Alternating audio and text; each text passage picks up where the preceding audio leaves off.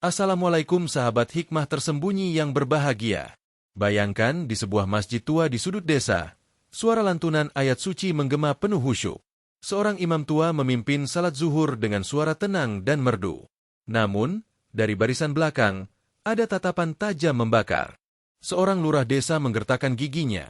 Namun sebelumnya, bagi yang beragama Islam, mari tinggalkan sholawat di komentar, agar sholawat ini menjadi saksi kita di akhirat kelak.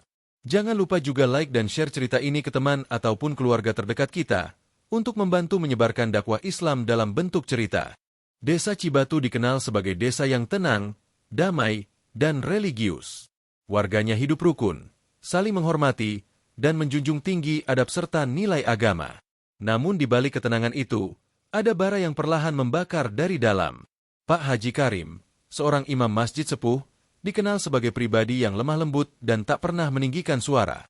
Di usianya yang senja, ia masih setia mengimami salat 5 waktu di masjid kecil yang berdiri di tengah kampung. Bacaan ayatnya panjang, mendalam, menggetarkan hati siapapun yang mendengarnya. Ia bukan sekadar membaca, tapi menyampaikan firman Allah seolah Allah sendiri sedang berbicara kepada makhluknya. Namun tak semua bisa menerima kelembutannya. Terutama seorang tokoh desa yang seharusnya menjadi teladan, Pak Lurah Dharma. Pak Lurah Dharma memang dikenal disiplin dan tegas. Tapi ada satu sifat yang membuatnya dijauhi diam-diam oleh warga. Ia sangat tidak sabaran. Bagi Pak Lurah, segala sesuatu harus cepat, ringkas, efisien. Termasuk dalam beribadah. Hari itu, salat zuhur berjamaah diikuti banyak warga. Udara panas menyelimuti masjid. Pak Haji naik ke mimbar kecil untuk mengimami salat. Suaranya tenang, seperti biasa. Tapi di barisan depan sebelah kiri, Pak Lurah gelisah. Ia merapikan sarungnya berkali-kali. Pandangannya menusuk ke arah imam. Bibirnya bergerak-gerak tanpa suara. Tangannya mengepal. Bacaan salat Pak Haji memang panjang.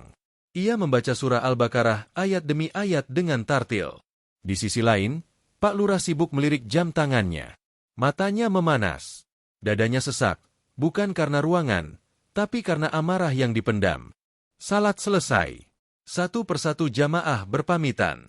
Beberapa bersalaman dengan Pak Haji, mengangguk hormat, lalu pulang. Pak Haji tetap duduk di mimbar kecil, membaca zikir perlahan. Masjid mulai sunyi. Tapi Pak Lurah belum bergerak. Ia berdiri pelan. Wajahnya dingin. Langkahnya mantap menghampiri Pak Haji yang masih dalam posisi duduk bersila. Tanpa salam. Tanpa aba-aba. Kakinya diangkat dan bruk. Tendangan keras menghantam punggung Pak Haji. Tubuh renta itu terhuyung ke depan. Suaranya meringis pelan menahan sakit. Pak Haji tak membalas. Ia hanya menoleh dengan pandangan getir. Tangannya gemetar, namun wajahnya tetap lembut. Tak ada makian, tak ada kemarahan. Pak Lurah malah membentak. Kalau jadi imam tuh jangan lama-lama. Orang kerja, bukan pengangguran kayak kamu. Setelah melontarkan kata-kata itu, ia berbalik dan meninggalkan masjid. Langkahnya menghentak lantai, membangunkan debu yang selama ini diam. Dan di dalam masjid itu, Pak Haji hanya bisa menatap lantai dengan mata berkaca-kaca. Ia tidak sakit karena tendangan itu, tapi lebih sakit karena rumah Allah dinodai oleh amarah yang tak bisa ditahan. Semenjak kejadian siang itu, suasana masjid berubah. Tidak ada yang tahu pasti apa yang terjadi antara Pak Haji dan Pak Lurah. Namun kabar samar mulai berembus. Beberapa jamaah merasakan ada ketegangan, tapi tak ada yang berani bertanya. Pak Haji sendiri memilih diam. Ia tetap datang ke masjid 5 waktu, tetap tersenyum pada setiap orang yang menyapanya. Tapi langkahnya terlihat sedikit lebih berat dari biasanya. Sementara itu, Pak Lurah seperti tak merasa bersalah. Ia tetap dengan gayanya yang meledak-ledak, menuntut laporan cepat dari bawahannya, dan sesekali mengomel soal waktu yang menurutnya selalu terbuang percuma. Dalam hatinya, ia merasa benar. Bagi Pak Lurah, ketertiban dan kecepatan lebih penting daripada hikmat dan kesabaran. 3 hari setelah insiden itu, suasana pasar desa ramai. Hiruk-pikuk penjual sayur, tukang gorengan, dan ibu-ibu yang tawar-menawar memenuhi jalanan. Bau anyir ikan bercampur aroma rempah-rempah menguar dari berbagai sudut. Pak Haji baru saja membeli beberapa bahan untuk memasak di rumah. Di tangannya tergantung tas kain berisi daun singkong, tahu, dan sedikit beras. Ia berjalan pelan di sisi jalan pasar, Berhati-hati agar tidak menginjak genangan air comberan yang menghitam di tepian got. Dari arah berlawanan, Pak Lurah berjalan cepat. Kemeja putihnya menggantung rapi di balik rompi coklat muda. Di belakangnya, 2 staf desa mengikutinya sambil membawa map. Wajah Pak Lurah terlihat kesal, seperti ada sesuatu yang membuat pikirannya panas. Dan saat matanya menangkap sosok Pak Haji di kejauhan, amarahnya seperti disiram bensin. Tanpa ragu, tanpa berpikir panjang, ia bergegas menghampiri. Masih sempat belanja, Pak Haji? Bacaan salatmu nggak bisa dipercepat aja sekalian biar banyak waktu buat jalan-jalan? Sindir Pak Lurah lantang. Suaranya cukup keras hingga mengundang pandangan orang-orang sekitar. Pak Haji berhenti melangkah. Ia menunduk, tak ingin memperpanjang percakapan. Tapi justru itu yang membuat Pak Lurah makin naik pitam. Tangan kanannya mendorong bahu Pak Haji dengan keras. Tubuh renta itu kehilangan keseimbangan. Dan dalam sekejap, bruuk, Pak Haji jatuh ke dalam got yang penuh lumpur, air kotor, sisa sayur busuk, plastik, bahkan bangkai ayam. Suaranya pelan namun menyesakkan. Beberapa warga yang melihat langsung berteriak dan menghampiri, berusaha membantu. Woi, Pak Lurah! Astagfirullah, jangan kayak gitulah, teriak seorang pedagang sembako. Tapi Pak Lurah malah cengar-cengir. Dia yang ngajarin sabar, biar ngerasain sendiri sabar itu kayak apa, katanya sambil berjalan pergi tanpa menoleh sedikit pun.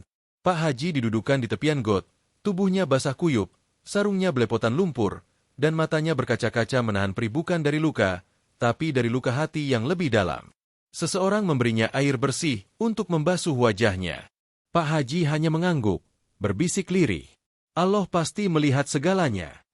Angin pagi berembus lembut menyapu dedaunan di halaman rumah Pak Lurah. Mentari belum tinggi, tapi kegaduhan sudah terdengar dari arah pagar depan. Seorang warga berlari tergopoh-gopoh sambil berteriak, Pak Lurah, hati-hati, sapi si amat lepas. Dari balik jendela, Pak Lurah mengerutkan dahi. Ia sedang bersiap berangkat ke kantor desa. Kemeja lengan panjangnya sudah rapi, rambut disisir ke belakang, dan sepatu mengkilap siap melangkah. Ia membuka pintu rumah dengan wajah kesal, merasa terganggu oleh teriakan di pagi buta. Apa sih ribut-ribut dari tadi? Hardiknya. Namun sebelum sempat menutup pintu, dari arah jalan muncul sosok besar berwarna coklat gelap. Seekor sapi jantan bertanduk panjang berlari tanpa kendali. Mata membelalak, lidah terjulur, dan busa berbuih dari mulutnya. Tali tambang terurai di lehernya, seperti tak ada yang mampu menahan keganasannya. Pak Lurah baru saja melangkah keluar pagar ketika tubuhnya membeku. Dor! Tanpa sempat menghindar, tanduk tajam sapi itu menghantam tepat di dada Pak Lurah. Hantamannya begitu kuat, hingga tubuhnya terpental dan membentur pot bunga besar di pinggir halaman. Allahu Akbar! Teriak warga yang menyaksikan kejadian itu dari kejauhan. Pak Lurah terkapar. Matanya melotot. Dadanya megap-megap seperti kehabisan udara. Nafasnya tidak stabil. Tangan kirinya menggenggam dada dengan gemetar, dan suara erangannya terdengar lirih namun menyayat. Sakit. Desisnya. Warga berdatangan, termasuk Pak Ahmad, pemilik sapi. Astagfirullah. Pak Lurah, maaf, itu sapi saya lepas. Tapi Pak Lurah tak menjawab. Tubuhnya mulai berkeringat dingin, wajahnya pucat. Ia hanya mengerang sambil menatap langit, seolah-olah menyadari ada sesuatu yang mulai tak beres di dalam tubuhnya. Beberapa warga segera mengangkatnya ke dalam mobil pick-up untuk dilarikan ke klinik terdekat. Di sepanjang perjalanan, Pak Lurah terus memegangi perut dan dada bagian kiri bawah. Rasa nyeri yang menusuk membuatnya tak bisa bicara banyak. Setiap guncangan mobil terasa seperti dihantam palu di bagian lambungnya. Sesampainya di ruang periksa, dokter langsung menggeleng pelan setelah memeriksa hasil scan awal. Ada pendarahan dalam di sekitar lambung dan tulang rusuk. Ini serius. Kalau terlambat ditangani, bisa berakibat fatal. Pak Lurah mulai menyadari, ini bukan sekadar kecelakaan. Ada rasa aneh di dalam hatinya. Seperti sedang dihantam rasa bersalah, tapi ditahan ego yang belum mau runtuh. Beberapa malam setelah kejadian, ia hanya bisa berbaring di atas tempat tidur. Tubuhnya penuh perban, tak bisa bangkit. Namun ujian itu belum berhenti di situ. Angin pagi berembus lembut menyapu dedaunan di halaman rumah Pak Lurah. Mentari belum tinggi, tapi kegaduhan sudah terdengar dari arah pagar depan. Seorang warga berlari tergopoh-gopoh sambil berteriak, Pak Lurah, hati-hati, Sapi si amat lepas. Dari balik jendela, Pak Lurah mengerutkan dahi. Ia sedang bersiap berangkat ke kantor desa. Kemeja lengan panjangnya sudah rapi, rambut disisir ke belakang, dan sepatu mengkilap siap melangkah. Ia membuka pintu rumah dengan wajah kesal, merasa terganggu oleh teriakan di pagi buta. Apa sih ribut-ribut dari tadi? Hardiknya. Namun sebelum sempat menutup pintu, dari arah jalan muncul sosok besar berwarna coklat gelap. Seekor sapi jantan bertanduk panjang berlari tanpa kendali. Mata membelalak, lidah terjulur, dan busa berbuih dari mulutnya. Tali tambang terurai di lehernya, seperti tak ada yang mampu menahan keganasannya. Pak Lurah baru saja melangkah keluar pagar ketika tubuhnya membeku. Dor! Tanpa sempat menghindar, tanduk tajam sapi itu menghantam tepat di dada Pak Lurah. Hantamannya begitu kuat, hingga tubuhnya terpental dan membentur pot bunga besar di pinggir halaman. Allahu Akbar! Teriak warga yang menyaksikan kejadian itu dari kejauhan. Pak Lurah terkapar. Matanya melotot. Dadanya megap-megap seperti kehabisan udara. Nafasnya tidak stabil. Tangan kirinya menggenggam dada dengan gemetar, dan suara erangannya terdengar lirih namun menyayat. Sakit. Desisnya. Warga berdatangan, termasuk Pak Ahmad, pemilik sapi. Astagfirullah. Pak Lurah, maaf. Itu sapi saya lepas. Tapi Pak Lurah tak menjawab. Tubuhnya mulai berkeringat dingin. Wajahnya pucat. Ia hanya mengerang sambil menatap langit, seolah-olah menyadari ada sesuatu yang mulai tak beres di dalam tubuhnya. Beberapa warga segera mengangkatnya ke dalam mobil pick-up untuk dilarikan ke klinik terdekat. Di sepanjang perjalanan, Pak Lurah terus memegangi perut dan dada bagian kiri bawah. Rasa nyeri yang menusuk membuatnya tak bisa bicara banyak. Setiap guncangan mobil terasa seperti dihantam palu di bagian lambungnya. Sesampainya di ruang periksa, dokter langsung menggeleng pelan setelah memeriksa hasil scan awal. Ada pendarahan dalam di sekitar lambung dan tulang rusuk. Ini serius. Kalau terlambat ditangani, bisa berakibat fatal. Pak Lurah mulai menyadari, ini bukan sekadar kecelakaan. Ada rasa aneh di dalam hatinya. Seperti sedang dihantam rasa bersalah, tapi ditahan ego yang belum mau runtuh.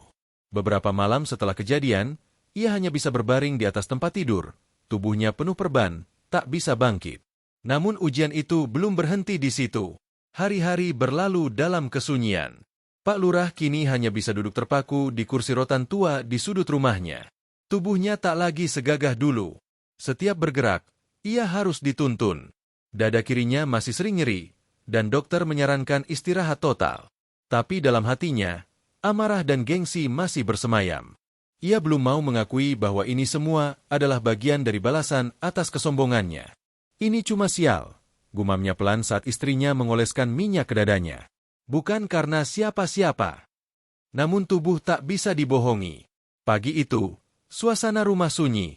Anak-anak sudah berangkat sekolah. Istri Pak Lurah pergi ke warung membeli sayur. Ia sendiri sedang berusaha bangkit dari ranjang, mencoba berjalan tanpa tongkat, untuk pertama kalinya setelah diseruduk sapi.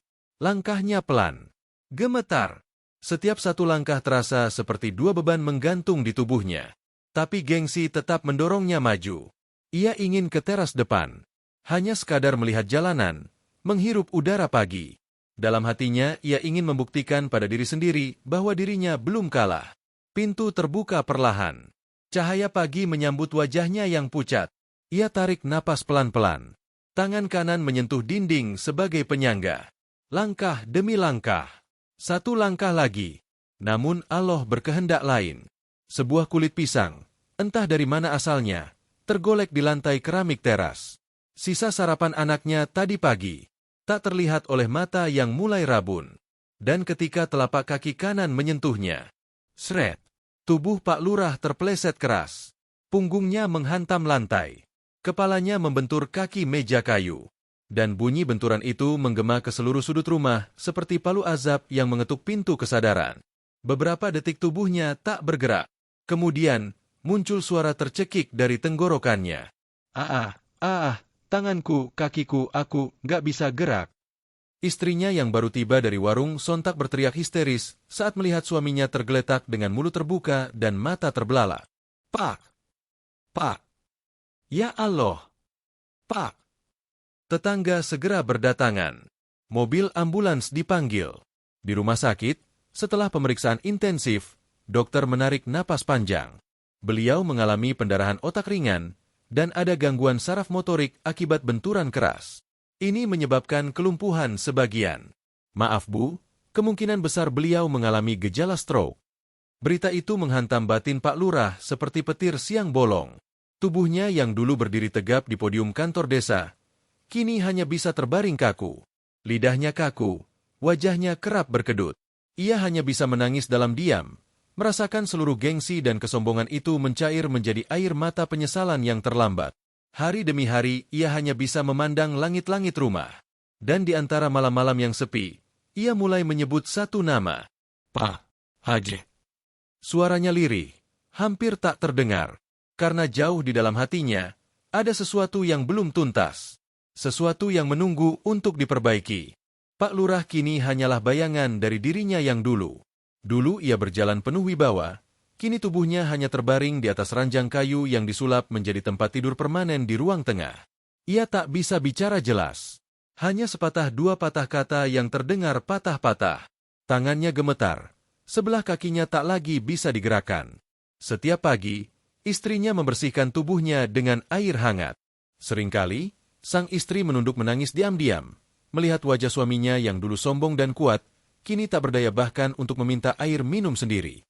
Hari-hari berlalu seperti siksaan batin yang perlahan menggerogoti. Tak ada lagi staf desa yang datang menjenguk. Tak ada lagi warga yang datang meminta tanda tangan. Semua seperti menjauh, seolah Allah memang tengah menelanjangi kesombongan yang dulu dipertahankan dengan penuh congkak. Pak Lurah tak lagi bisa tidur tenang. Di malam hari, matanya membelalak menatap atap rumah yang retak-retak. Ia melihat bayangan-bayangan samar, seolah-olah ada sosok bersarung putih berjalan pelan mendekat sambil memegang dada. Pak Haji. Bisiknya pelan di tengah malam. Setiap malam ia memanggil nama itu. Sosok yang pernah ia tendang tanpa ampun di dalam rumah Allah. Sosok yang ia dorong ke dalam got kotor di depan pasar. Sosok yang tidak pernah membalas, hanya diam dengan mata yang berkaca. Pagi itu, Pak Lurah memanggil anaknya yang duduk di ruang depan. Lon. Pak Haji. Ucapnya pelan, suaranya pecah, air liur menetes dari sisi mulutnya yang mulai kaku. Anaknya menatap sang ayah dengan terkejut. Selama ini ayahnya tak pernah menyebut nama itu lagi. Tapi kali ini, dengan mata berkaca dan wajah yang nyaris tak bisa menggerakkan ototnya, ia mengucapkan permintaan itu berulang-ulang. Iya Pak, iya, nanti saya cari, jawab sang anak sambil menyeka air mata. Siang itu juga, sang anak menelusuri kampung. Bertanya kepada warga, mencari tahu di mana keberadaan Pak Haji. Sebagian mengatakan beliau sudah jarang keluar rumah.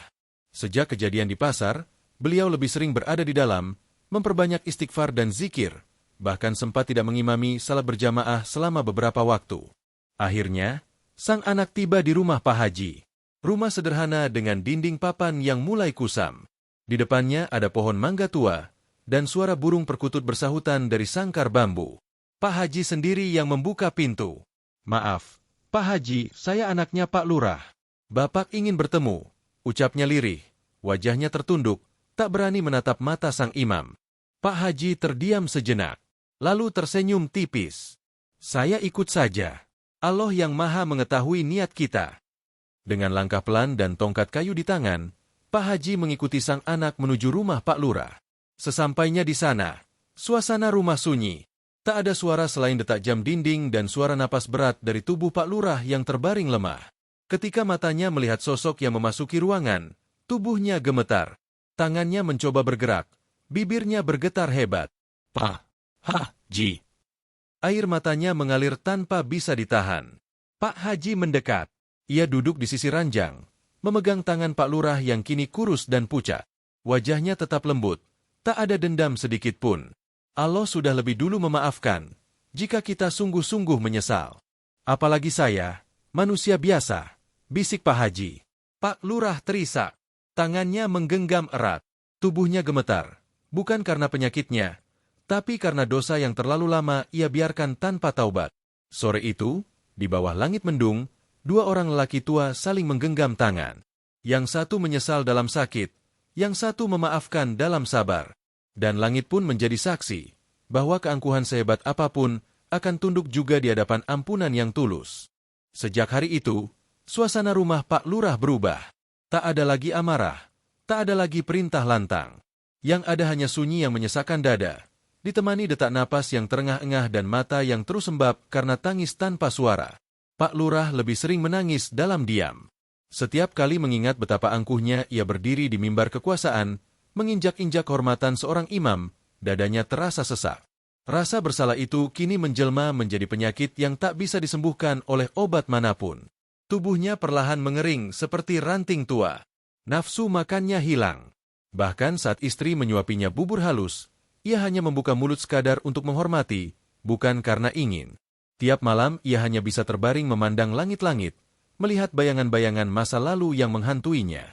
Ia melihat masjid, mimbar, surah panjang yang dulu ia benci, dan wajah Pak Haji saat tersungkur di dalam rumah Allah akibat tendangannya sendiri.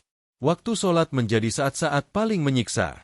Suara azan yang berkumandang dari masjid membuat tubuhnya menggigil. Dulu ia sering tergesa meninggalkan jamaah demi pekerjaan. Kini, ia hanya bisa mendengar tanpa mampu bergerak.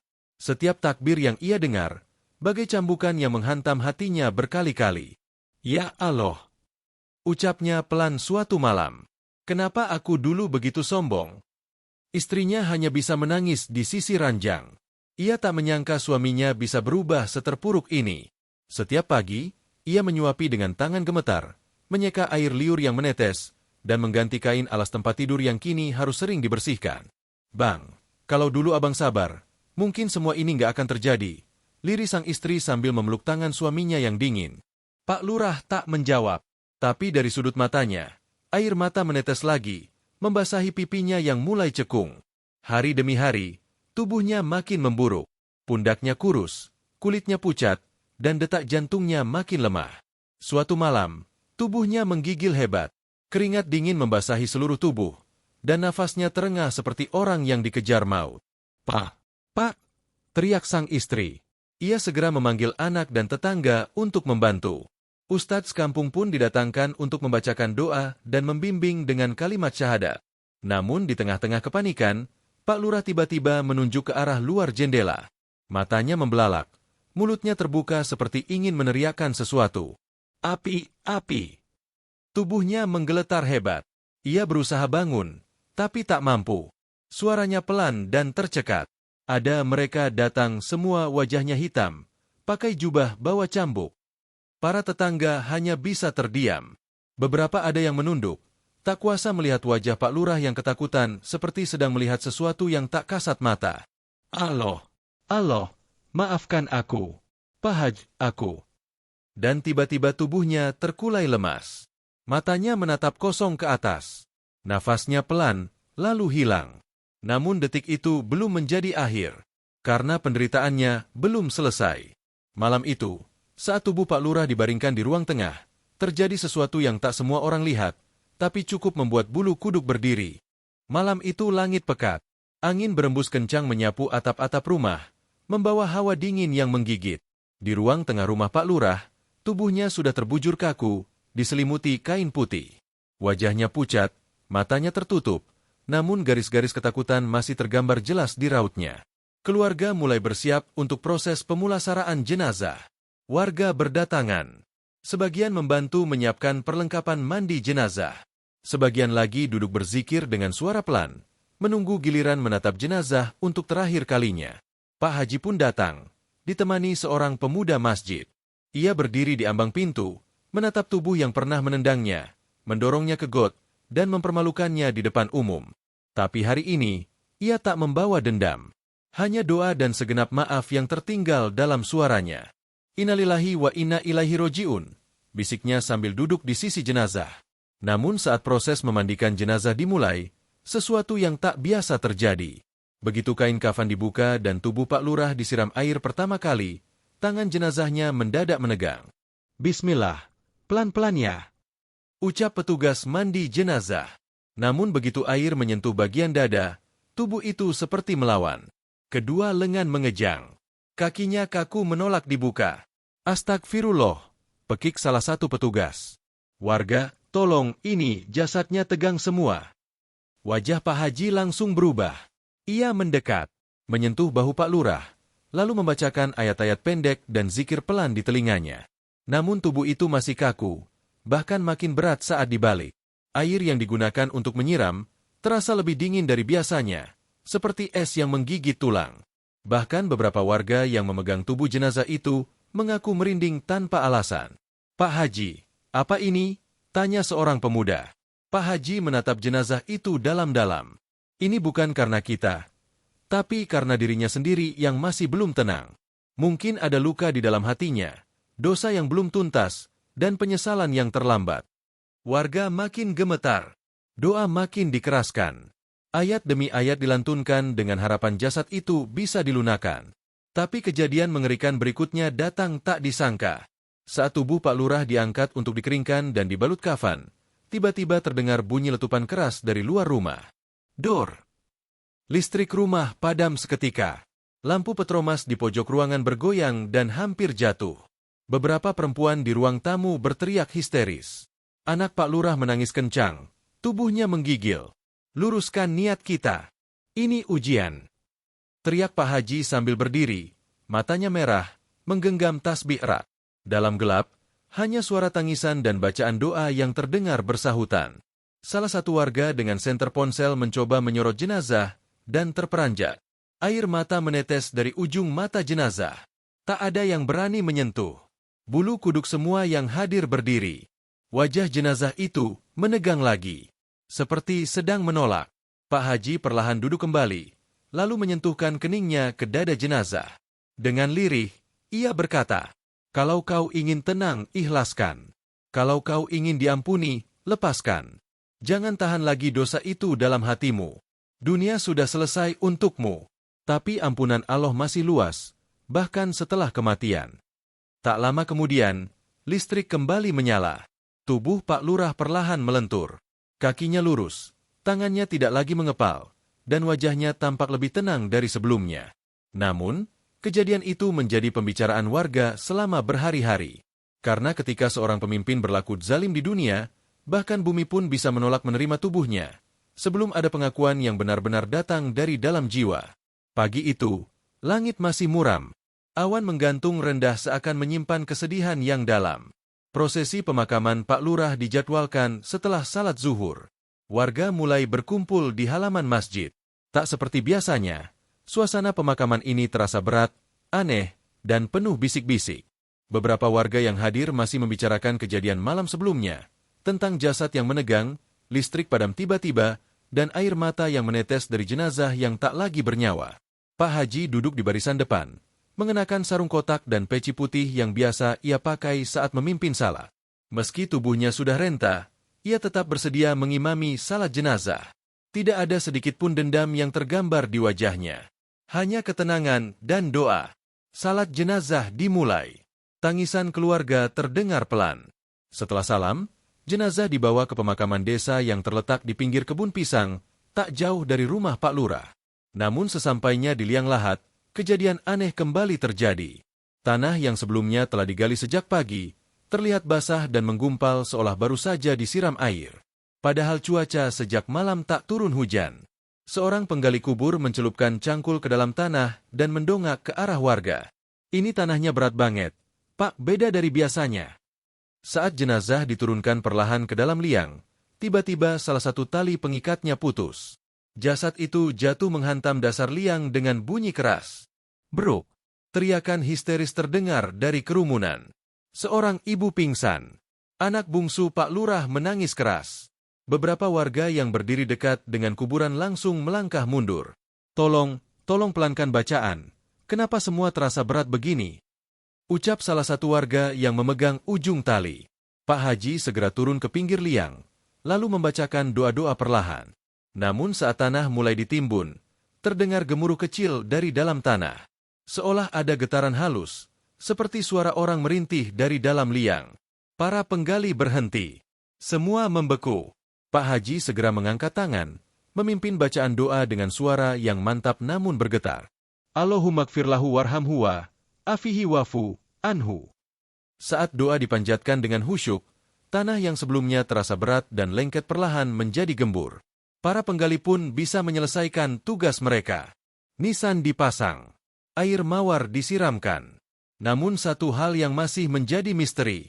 Bau anyir yang menusuk, yang tak biasa muncul dari liang kubur, tercium oleh sebagian warga. Bau yang membuat tenggorokan tercekat. Bukan aroma bunga, bukan pula tanah basah. Tapi seperti bau daging yang terbakar perlahan. Pak Haji tak berkomentar. Ia hanya memejamkan mata lebih lama dari biasanya saat berdoa di sisi makam. Semoga Allah menerima tobatnya dan meringankan siksa kuburnya, bisiknya perlahan.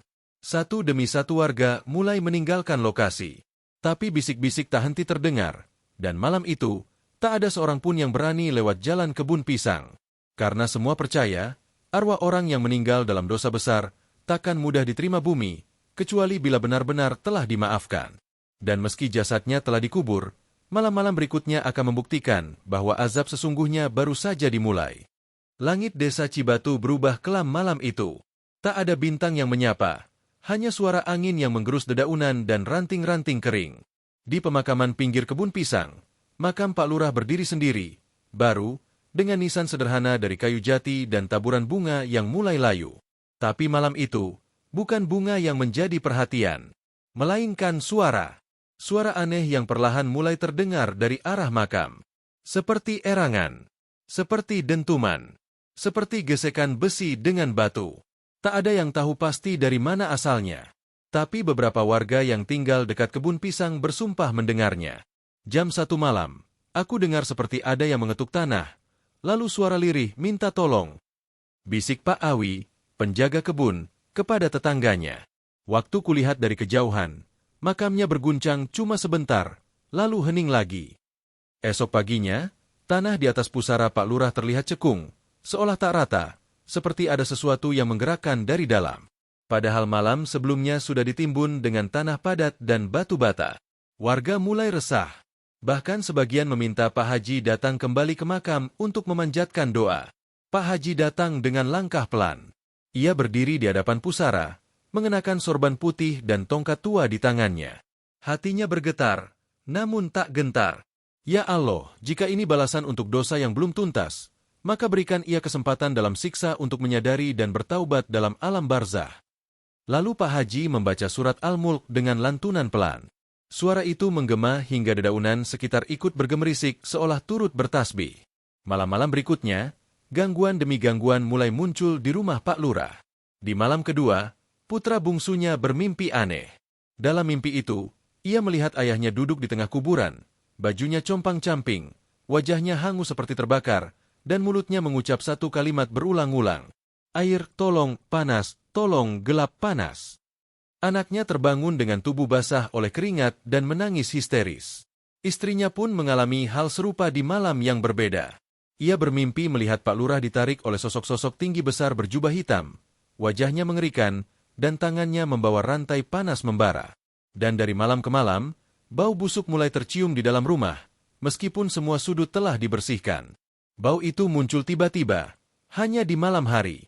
Baunya seperti daging hangus yang tercampur darah basi. Bau yang membuat siapapun ingin muntah. Seorang ustadz yang diundang untuk membaca ruqyah berbisik setelah selesai memimpin doa. Maaf Bu, ini bukan gangguan biasa. Ini mungkin azab yang belum selesai. Kadang, dosa kepada manusia tidak selesai hanya dengan kematian, tapi dengan taubat yang benar-benar dalam, bahkan dari alam kubur. Sejak itu, keluarga Pak Lurah memutuskan untuk memperbanyak sedekah atas nama almarhum. Mereka membagikan nasi kotak setiap Jumat, menyumbang karpet baru ke masjid, dan meminta doa kepada anak-anak yatim agar ayah mereka diberikan kelapangan. Namun setiap usaha itu dilakukan, selalu ada satu hal yang terus dirasakan. Sesuatu masih berat, sesuatu masih belum selesai. Dan Pak Haji tahu bahwa jika dosa itu berkaitan dengan ibadah yang dilukai, maka hanya dengan ketulusan ibadah pula ia bisa ditebus. Malam itu hujan turun pelan, seperti gerimis yang membawa beban dari langit. Di dalam rumah kayu sederhana milik Pak Haji, lampu minyak di sudut kamar menyala redup. Angin masuk dari celah-celah dinding, membawa hawa dingin yang menusuk tulang. Pak Haji sudah berwudhu dan membaca zikir panjang sebelum berbaring. Tapi entah kenapa malam itu hatinya gelisah. Dadanya sesak, seperti ada sesuatu yang akan datang, sesuatu yang bukan dari dunia ini. Dan benar saja, dalam lelapnya, Pak Haji bermimpi. Mimpi yang terasa nyata. Ia berdiri di sebuah padang yang luas, namun langitnya kelam. Di sekelilingnya, tak ada siapa-siapa, hanya kabut tipis yang menyelimuti. Lalu dari kejauhan, muncul suara tangisan. Pelan, lalu mengeras. Seolah dari lubuk hati yang paling dalam. Pak Haji melangkah mengikuti suara itu. Langkahnya terhenti di depan sebuah lubang besar, seperti liang kubur yang membelah bumi. Dari dalamnya, terlihat sosok Pak Lurah, tubuhnya penuh luka, pakaiannya robek, wajahnya dipenuhi darah dan arang. Kedua tangannya terikat rantai panas, dan mulutnya terus memohon. Pak Haji, tolong ampuni aku tak bisa keluar dari sini. Mereka datang setiap malam, membakar lidahku, memukul punggungku. Suara itu membuat bulu kuduk Pak Haji berdiri. Tapi ia tetap tenang. Ia mendekat, memandang wajah yang dulu pernah menendangnya di dalam masjid. Aku sudah memaafkanmu, Pak Lurah. Bahkan sejak engkau pertama meminta. Tapi kenapa kau masih tersiksa? Pak Lurah menangis makin keras. Namun tiba-tiba terdengar suara lain dalam dan berat, seperti datang dari balik langit kelam itu. Bukan karena dia tidak dimaafkan oleh manusia, tapi karena dia tidak pernah meminta ampun dengan tulus padaku sebelum ajalnya menjemput. Pak Haji terbangun. Tubuhnya basah oleh keringat dingin. Nafasnya terengah. Ia langsung duduk dan mengambil wudhu kembali.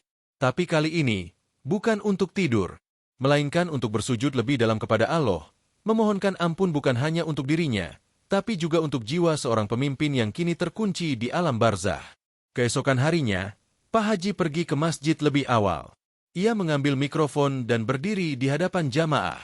Saudara-saudara, izinkan saya meminta kalian semua untuk bersama-sama membaca doa khusus untuk seseorang yang sudah mendahului kita, seseorang yang mungkin masih menanggung beban berat di alam sana.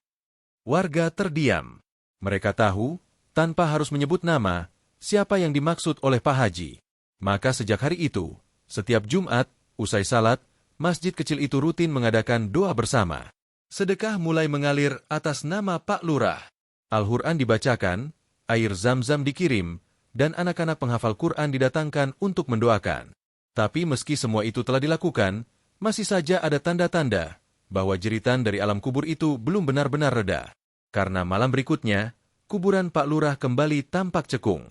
Dan seorang warga bersumpah melihat sosok putih duduk bersila di atas pusara, membaca sesuatu dengan suara mengerang.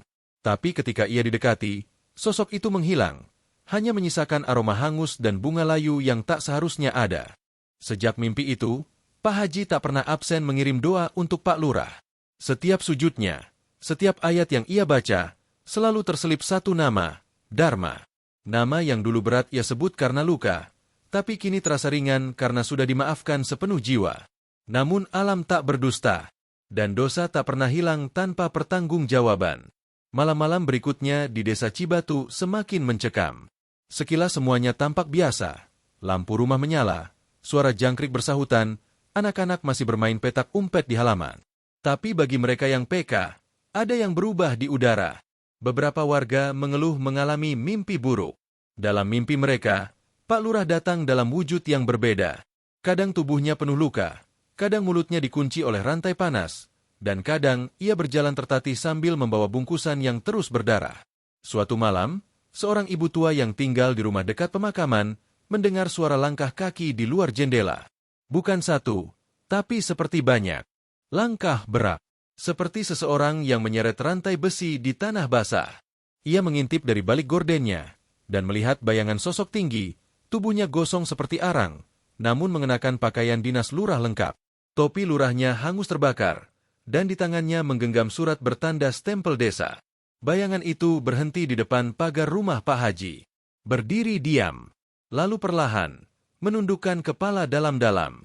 Keesokan harinya, Pak Haji merasa tubuhnya lemas. Tak seperti biasanya, ia tak sanggup berdiri lama untuk mengimami salat subuh. Setelah salat, ia duduk di teras, memandangi langit pagi yang mendung. Di pangkuannya ada mushaf tua yang selalu ia baca sejak muda. Dengan suara lirih, ia berkata kepada anaknya yang sedang menyeduh teh hangat di dapur. Rasanya, Pak Lurah belum benar-benar pergi. Anaknya menghampiri dan duduk di samping. Maksud Abah? Pak Haji menatap lurus ke jalan depan rumah. Sakaratul mautnya baru benar-benar datang setelah jasadnya dikubur. Anaknya hanya terdiam, tidak mengerti. Tapi Pak Haji paham bahwa ada kematian yang datang tiba-tiba, dan ada pula kematian yang datang bertahap, sebagai bentuk adilnya Allah untuk menghabiskan semua sisa azab dunia sebelum sang hamba dipindahkan ke akhirat. Hari itu, kabar mengejutkan datang. Seorang penggali kubur yang lewat di dekat makam Pak Lurah terjatuh pingsan. Setelah sadar, ia berkata dengan suara gemetar, "Waktu aku melintasi kuburnya, aku dengar suara jeritan dari dalam tanah. Tapi bukan jeritan manusia biasa, suaranya seperti terbakar, seperti orang yang disiksa menyebut satu nama berulang-ulang." Semua terdiam. "Apa yang disebutnya?" tanya seseorang. Sang penggali menatap kosong ke langit dan menjawab pelan, "Pak Haji." Berita itu menyebar cepat. Beberapa warga mulai takut melewati jalan dekat kebun pisang saat malam. Bahkan anak-anak pun dilarang keluar rumah setelah maghrib. Namun di sisi lain, Pak Haji tidak ketakutan. Ia justru semakin memperbanyak ibadah. Ia tahu, Allah sedang membuka lembar demi lembar kisah pengampunan, dan dirinya diminta menjadi saksi. Satu malam, Pak Haji kembali bermimpi. Kali ini, ia melihat Pak Lurah duduk bersimpuh. Tubuhnya masih hangus, tapi matanya menatap dengan penuh harap. Ia tak lagi meminta ampun. Ia hanya berkata satu kalimat, "Doamu yang menahan api itu tidak membakar seluruh tubuhku." Pak Haji terbangun dengan air mata. Ia sadar bahwa sekalipun azab itu datang sebagai ganjaran, Allah masih membuka pintu rahmat melalui orang-orang yang pernah disakiti. Dan ia tahu, ujian berikutnya belum usai. Karena arwah yang belum benar-benar tenang, masih butuh perjalanan panjang sebelum benar-benar diterima di sisi Allah. Hari-hari di desa Cibatu terasa berat. Udara pagi yang biasanya menenangkan, kini seolah membawa hawa dingin yang membuat bulu kuduk meremang. Warga mulai merasa gelisah. Meski jasad Pak Lurah sudah lama dikebumikan, namun sosoknya masih seolah berkeliaran, bukan dalam wujud nyata, tapi lewat mimpi, suara, dan perasaan yang membekas. Seorang ibu muda yang sedang menyusui anaknya pernah mendengar tangisan dari balik jendela rumah, padahal malam itu sunyi dan semua tetangga sudah tertidur. Tangisan lelaki, lirih, dalam, seperti memohon ampun. "Pak, maafkan aku." Sementara itu, Pak Haji mulai mengalami hal yang tak pernah ia duga sebelumnya. Setiap kali hendak berdiri mengimami salat, lututnya terasa berat, seperti ada yang menahan. Wajahnya pucat. Nafasnya sering terputus di tengah-tengah ayat yang dibaca. Suatu sore, saat ia tengah duduk sendirian di masjid, ia merasa hawa dingin menyelimuti ruang salat. Padahal pintu dan jendela tertutup rapat. Aroma tanah basah yang asing tercium. Lalu terdengar suara lirih. "Pak Haji, aku ingin pulang." Pak Haji gemetar. Tangannya memegang dada. Ia tahu, itu bukan hayalan. Ia tahu, yang datang adalah ruh seseorang yang sedang terjebak di antara azab dan penyesalan. Pak Haji segera bersujud. Lama, sangat lama. Ia menangis sejadi-jadinya dalam sujud itu. "Ya Allah, ampuni dia, ampuni orang yang pernah menyakitiku. Jangan engkau bakar seluruh jasadnya karena aku belum mampu memaafkan sepenuh hati." Air matanya jatuh membasahi sajadah. Dan entah kenapa, setelah sujud itu, hatinya terasa ringan. Namun keesokan harinya, kabar lain datang. Seorang lelaki tua penjaga makam desa mendapati tanah di pusara Pak Lurah mengeluarkan uap. Bukan hanya lembab, tapi panas. Ia bahkan menancapkan ranting kering ke tanah dan saat diangkat, ujung ranting itu terbakar. "Ini bukan tanah biasa, Pak Haji. Ini seperti tanah yang tak rela menyimpan." Warga mulai panik. Sebagian meminta agar makam dipindah. Sebagian lagi menyarankan agar dilakukan tahlilan besar-besaran. Namun Pak Haji menolak langkah-langkah drastis itu. Bukan tanahnya yang menolak, tapi jiwanya yang belum tuntas, bukan karena manusia, tapi karena hubungannya dengan Allah. Beberapa malam kemudian, Pak Haji bermimpi untuk ketiga kalinya. Tapi kali ini berbeda. Ia melihat Pak Lurah berada di sebuah tempat gelap yang sangat luas. Tak ada rantai, tak ada api. Hanya kesunyian. Di tengah kegelapan itu, Pak Lurah berdiri dengan wajah hancur, tubuh compang-camping. Tapi ada satu hal yang membuat Pak Haji meneteskan air mata. Mata Pak Lurah kali ini tidak penuh ketakutan, tapi penuh harapan. "Pak Haji," ucapnya pelan, "aku tak ingin api itu padam. Kalau itu memang yang harus membersihkan aku. Tapi tolong, Jangan berhenti doakan aku. Pak Haji terbangun dengan sesak di dada. Tapi senyum tipis tersungging di bibirnya. Azab itu masih berjalan. Tapi barangkali, Allah sedang perlahan mengikisnya. Bukan karena jasa, tapi karena satu hal yang tidak dimiliki orang-orang yang keras kepala, pengakuan dosa.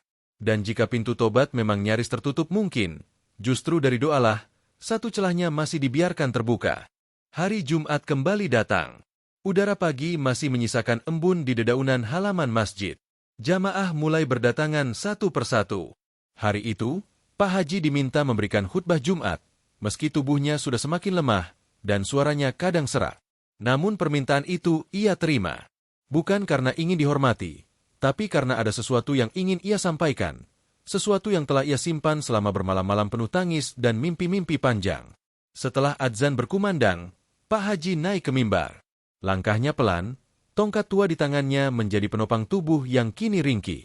Wajahnya pucat, tapi sorot matanya tajam. Suara-suara jamaah pun terdiam saat beliau membuka khutbah dengan suara yang lebih dalam dari biasanya. Saudaraku, ada orang yang datang kepada Allah dengan membawa ibadah yang sedikit, tapi disambut penuh cinta. Tapi ada pula yang datang membawa doa dan pujian dari banyak manusia, namun ditolak karena satu hal, kesombongan. Masjid sunyi. Pak Haji melanjutkan. Dulu, di desa ini, ada seseorang yang memikul jabatan, tapi melupakan akhlak. Ia memukul orang yang lebih tua, ia menendang seorang imam, dan mempermalukan saudaranya di hadapan jamaah. Tapi Allah memberinya sakit, agar ia sempat merasakan bahwa tubuh takkan selamanya kuat. Allah menjatuhkan harga dirinya, agar ia tahu bahwa derajat manusia bukan ditentukan oleh jabatan, tapi oleh hatinya. Beberapa jamaah mulai terisak. Mereka tahu siapa yang sedang Pak Haji maksudkan. Pak Haji menarik napas panjang. Matanya memandang ke arah langit-langit masjid, seolah berbicara kepada langit. Dan kini, ia sudah tiada. Tapi ruhnya masih meminta bukan pada kita, tapi pada Allah. Maka mari kita bantu dia dengan satu hal yang kita semua bisa. Doa. Tangannya terangkat. Suara doa Pak Haji menggema di masjid. Suara lirih tapi menggetarkan. Semua jamaah menunduk. Air mata mulai menetes satu persatu. Bahkan anak lelaki Pak Lurah, yang hadir di barisan tengah, menangis hingga tubuhnya gemetar. Ya Allah, kalau ada azab MU di dalam kuburnya, ringankanlah. Kalau ada bara api yang membakar lidahnya, padamkanlah dengan sholawat kami. Kalau ada rantai yang mengikat tubuhnya, lepaskan dengan ayat suci yang kami lantunkan. Dan jika ia masih engkau beri kesempatan untuk membersihkan diri, maka bersihkanlah ia dengan rahmat MU, bukan murka MU. Doa itu memecah suasana. Dan tanpa diduga, di luar masjid, langit yang sejak pagi mendung mulai terang perlahan. Sinar matahari menembus jendela kaca masjid, menyinari Pak Haji yang masih berdiri di mimbar, dengan wajah basah oleh air mata. Malam itu, tidak ada suara aneh dari makam. Tidak ada bayangan yang melintas di depan rumah warga. Tidak ada lagi mimpi buruk yang menghantui keluarga Pak Lurah. Dan satu kabar mengejutkan datang keesokan harinya. Penjaga makam yang sedang membersihkan rumput liar melihat sesuatu yang membuatnya menggigil. Di atas pusara Pak Lurah, tumbuh setangkai bunga melati liar, mekar hanya satu. Tapi wanginya menusuk hidung, bukan busuk, tapi harum, sangat harum. Ia lapor kepada Pak Haji. Dan Pak Haji hanya tersenyum pelan.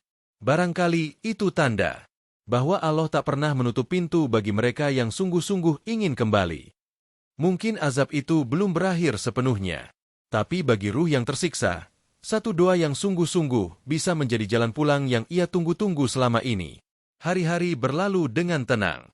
Tak lagi terdengar bisikan, mimpi buruk, ataupun keanehan dari pemakaman Pak Lurah. Namun dalam hati Pak Haji, ada sesuatu yang perlahan terasa mengendap, seperti air yang makin dalam meski permukaannya tenang. Tubuhnya makin lemah. Langkahnya tak lagi sejauh dulu. Setiap usai azan, ia lebih sering duduk lama di saf pertama, menunduk, berzikir pelan, dan menatap sajadah dengan pandangan yang jauh.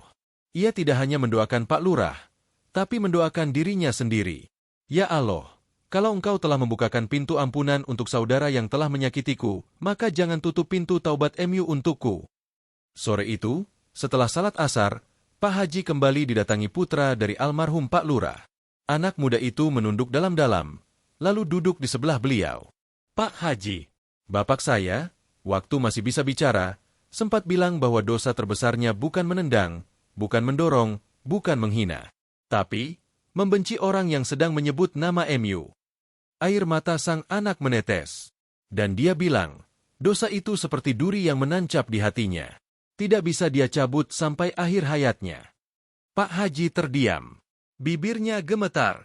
Lalu dia bilang, satu-satunya yang bisa mencabut duri itu hanyalah Pak Haji. Bukan karena Pak Haji lebih tinggi darinya, tapi karena Allah menitipkan luka itu di hati Pak Haji. Dan hanya Pak Haji yang bisa memaafkan dan mengangkat luka itu ke langit. Pak Haji tak sanggup lagi menahan air mata. Ia memegang tangan sang anak dengan gemetar.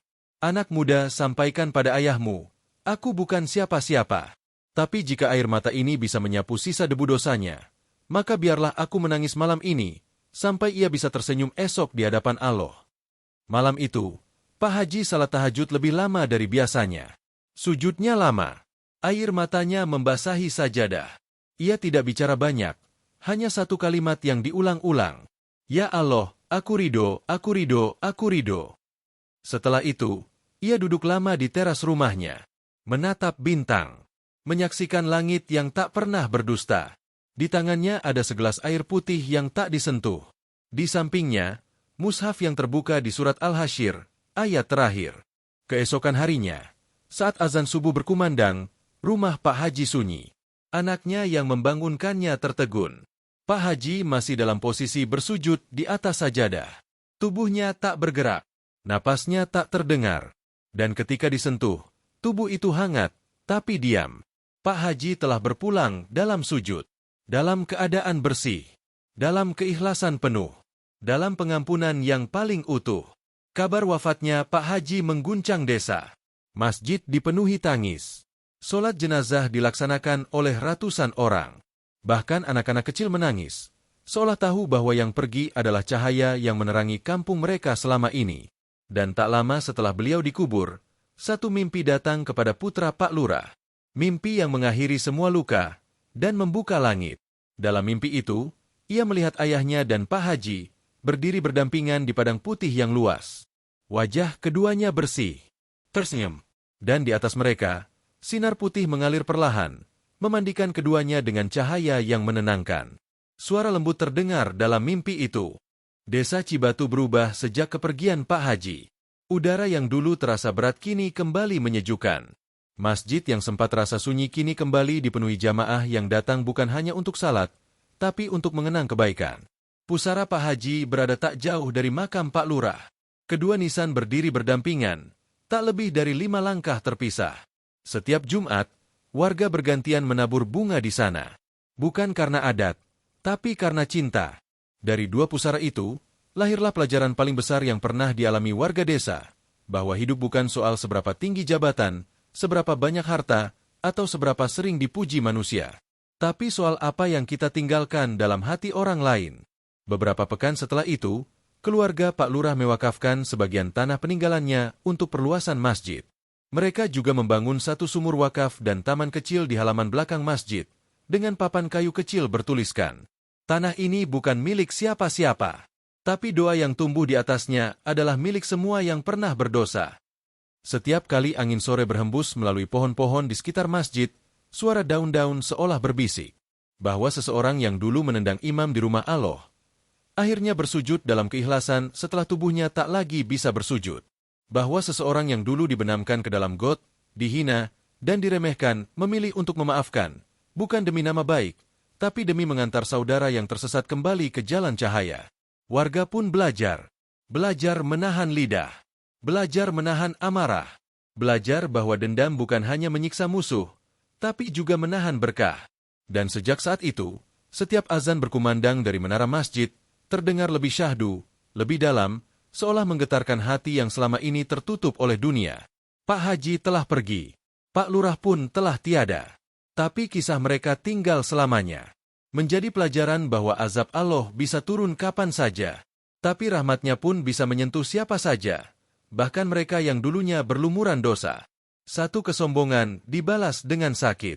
Satu sabar dibalas dengan syahid. Dan satu maaf membebaskan 2 jiwa dari api yang membara. Teman-teman semua, Kisah ini bukan hanya sekadar cerita. Ini adalah cermin bagi kita semua. Seberapa jauh kita pernah menyakiti orang lain, dan seberapa dalam kita pernah menolak kebenaran. Jangan tunggu ajal menjemput baru kita memohon ampun. Maka dari itu, tinggalkan sholawat di kolom komentar agar menjadi saksi kebaikan kita di akhirat. Like dan bagikan cerita ini kepada sahabat dan keluargamu. Mungkin lewat tanganmu, hidayah bisa menyentuh hati seseorang. Dan untuk kalian yang sedang diuji oleh orang-orang yang menyakitimu, ingatlah bahwa memaafkan bukan berarti kalah, tapi membuka pintu agar Allah turunkan kemuliaan yang tak terhingga. Wassalamualaikum warahmatullahi wabarakatuh.